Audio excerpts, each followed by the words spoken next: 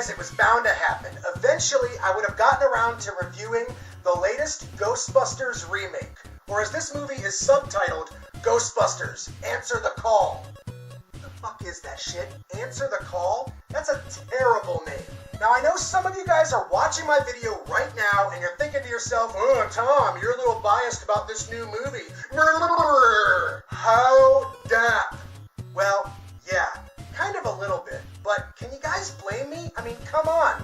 The original 2 Ghostbusters movies are prolific, and the cartoon series, freaking classic.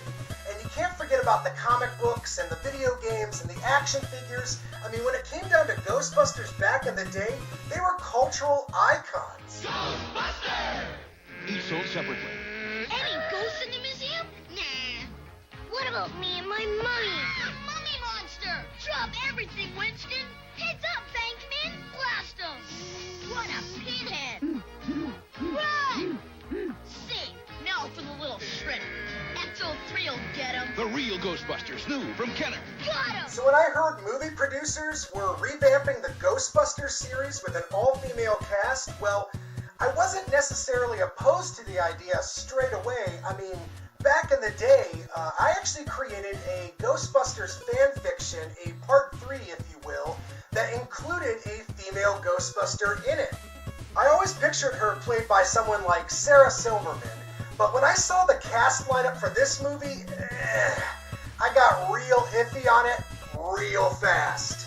So guys, let's get this over with, and much like a Band-Aid, it's probably better if I just do it real quick. Check out the trailer. It's prolific. Everyone knows it's terrible. And while you guys do that, I'm going to go ahead and torture myself with this new Ghostbusters movie. And when we get back, you guys are going to know my thoughts on Answer the Call.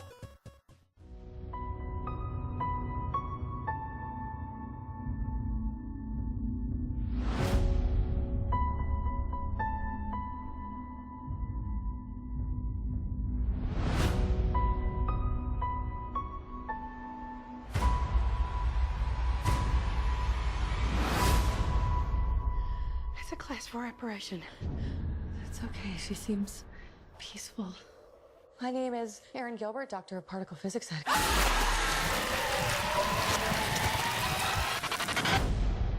That stuff went everywhere, by the way, in every crack. Very hard to wash off. We have dedicated our whole lives to studying the paranormal. Now there's sightings all over the city. There are people out there that need our help. Holtzman, you're a brilliant engineer. Erin, no one's better at quantum physics than you. We can provide a real service. I'm joining the club. You guys are really smart about this science stuff, but I know New York. And I can borrow a car from my uncle. You didn't disclose that the vehicle was going to be a hearse. It's a Cadillac!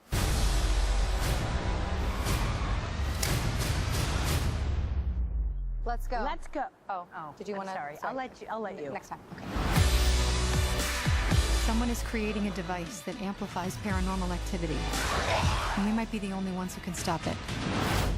Holtzman, come on. The hat is too much, right? Is it the wig or the hat?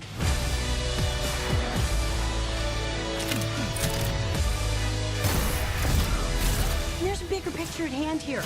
These ghosts can possess the human form.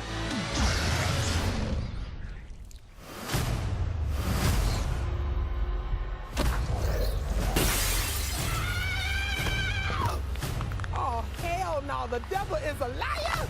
Get out of my friend, Ghost! Ow, that's gonna leave a mark. The power of panic compels you! Ow!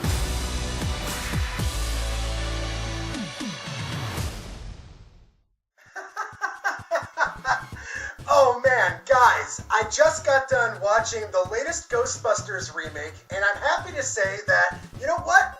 It really wasn't that bad.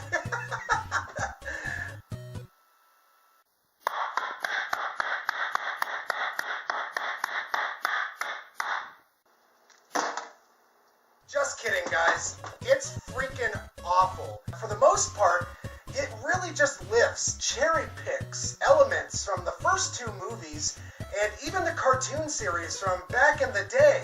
But for the most part, characters just kind of run together, and the comedic stylings between all the different actresses really aren't all that different.